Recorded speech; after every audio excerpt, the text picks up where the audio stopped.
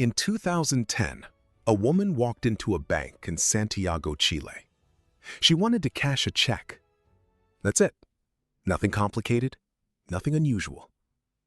The bank clerk looked at her, then looked at the scarf on her head, and said, "Remove it, or you don't get your money."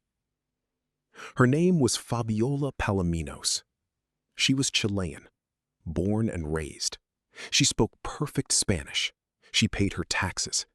She was as Chilean as the Andes themselves. But that scarf on her head, that hijab, made her something else in that clerk's eyes.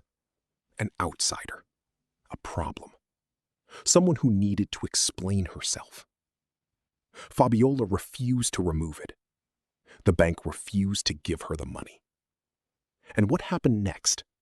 The court case, the international human rights complaint, the battle that followed, pulled back a curtain on something Chile had been hiding for a very long time. Not years, not decades, 500 years. Because here is what almost nobody knows, and what Chile history books are only now beginning to admit. Islam did not arrive in Chile through immigration ships in the 1900s. Islam walked into Chile in 1536 with the boots of the Spanish conquistadors. Hidden inside Diego de Almagro's expedition, the very men who first set foot on Chilean soil, was a Muslim man. His name was Pedro de Gasco, a Moor from Andalusia, a man whose people had been conquered, humiliated, and forced at sword point to abandon their faith and pretend to be Catholic. He crossed an ocean. He climbed the Andes. He became one of the first people to ever walk on the land that would become Chile. And history buried him completely. This is the Crescent Files. And today, we uncover the country that forgot it was once Islamic. Chile, a nation of 19 million people, a country so Catholic that churches outnumber mosques by the thousands. A place where Sunday Mass is not just religion, it is culture, identity, and family tradition all in one. And yet, Islam is here. It never left. The question is, why does almost nobody know that? Let's go back to the beginning. Not 1926, not the 1900s. Further. The year is 1492. Spain has just defeated the last Muslim kingdom on European soil. The Moors, Muslims who had built libraries, hospitals, and universities while Europe was still in the Dark Ages, are being hunted down. Convert to Christianity or die. Many converted on the outside, but on the inside, in secret, they kept their prayers. They kept their faith. They kept their identity buried deep where nobody could see it. History called them Moriscos. And when the Spanish started sending expedition teams to the New World, these Moriscos went with them. Not by choice, by force. They needed to escape. They needed to survive. Pedro de Gasco was one of them. He walked into Chile in 1536, carrying a secret so dangerous that speaking it out loud could get him killed. He prayed when nobody was watching. He faced east when he could. And then, like so many before him, he disappeared into history. Forgotten. But seeds have a way of surviving. Fast forward to the 1850s. A new wave is coming, this time from the dying Ottoman Empire.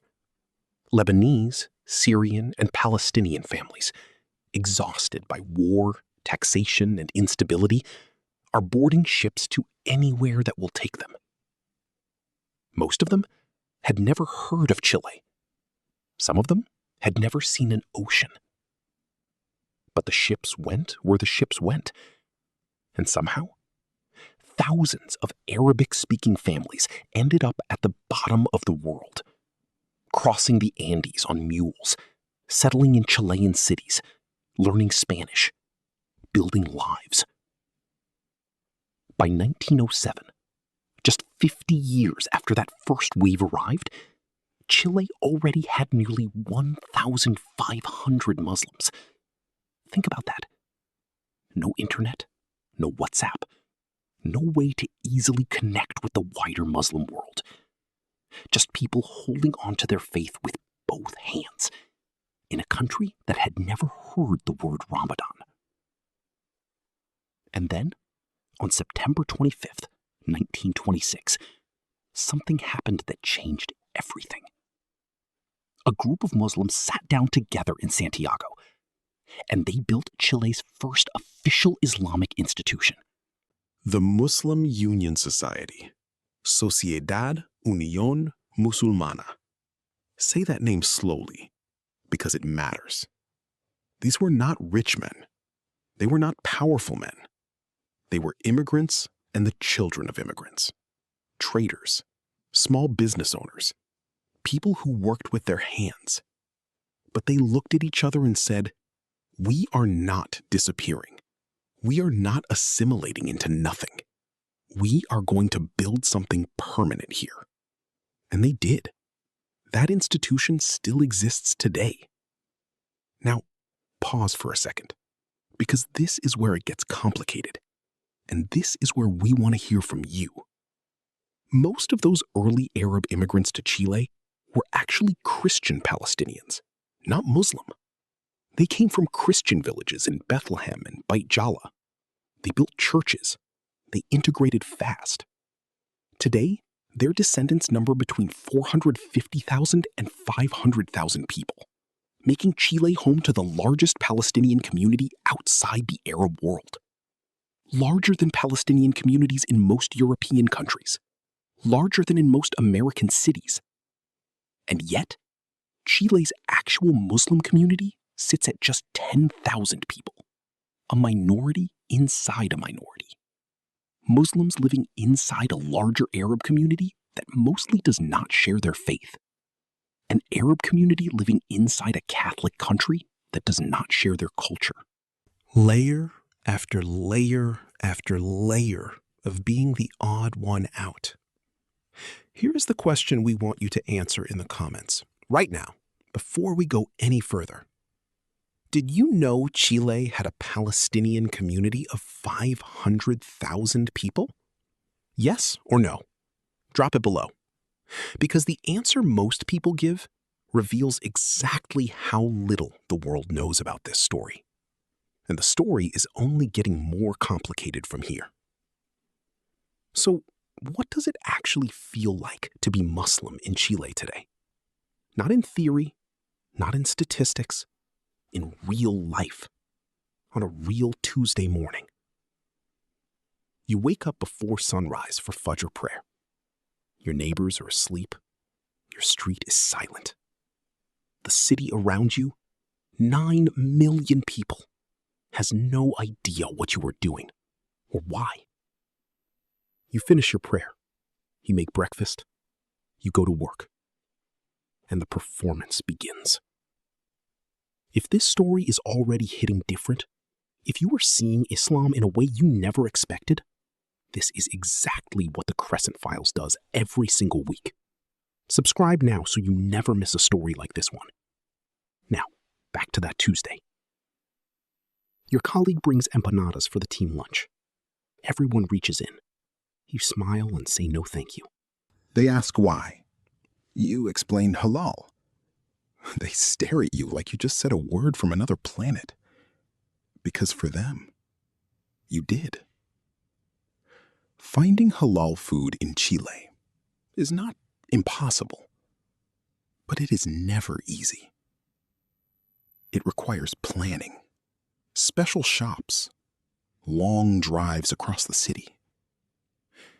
In a country where the Sunday barbecue is more sacred than Sunday church, where beef is not just food, but national pride, eating as a Muslim requires constant, deliberate effort. Every single day. But food is the easy part. Remember Fabiola, the woman from the beginning of the story? The one who walked into a bank and was told to remove her hijab. She didn't quietly accept it. She didn't go home and cry and move on. She fought. First in Chilean courts, which rejected her case. Then she took it higher, all the way to the Inter-American Commission on Human Rights. She stood in front of an international body and said, "What happened to me was discrimination. What happened to me was wrong." Her case became a landmark moment for Muslim women across Latin America. One woman, one hijab, one bank in Santiago, and suddenly, Chile had to look at itself in the mirror. But here is the uncomfortable truth that nobody on either side wants to say out loud. Chile is not uniquely Islamophobic. The discrimination Fabiola faced exists in countries that call themselves progressive. It exists in countries with large Muslim populations. It exists everywhere, wearing different clothes and different excuses. The real question is not whether Chile is good or bad for Muslims. The real question is this: why are native Chilean men and women, people with no Arab heritage, no family connection to Islam, no cultural reason whatsoever, choosing to convert? Because they are, right now, quietly, in Santiago apartments and university libraries and small mosque prayer halls, Chileans are reading the Shahada and choosing this faith entirely for themselves. Not because they were born into it, not because someone pressured them, but because they searched for something and found it here. And that changes the entire story. Because a community that only survives through birth eventually fades. Children assimilate, languages disappear, traditions dissolve. But a community that attracts new souls from the outside, that community has a future. The As-Salam Mosque still stands in Santiago. Built in 1989, its doors still open. 5 times a day, in a city built on the other side of the world from Mecca, the call to prayer rises over Chilean rooftops, over a country that tried to forget Islam in 1492, over a land where a Muslim man named Pedro de Gasco walked in 1536 and was erased from the history books, over 10,000 people who refuse quietly, stubbornly, remarkably, to disappear. One word explains all of it: Nia. Intention. No government can legislate it. No society can erase it.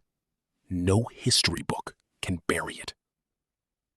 Chile tried for 500 years. It's still here. This is not just Chile's story. This is the story of every Muslim who ever lived somewhere they were not expected to survive, and survived anyway. This is the Crescent Files, the story behind the Crescent, wherever in the world it rises. Now tell us in the comments, which country should we uncover next?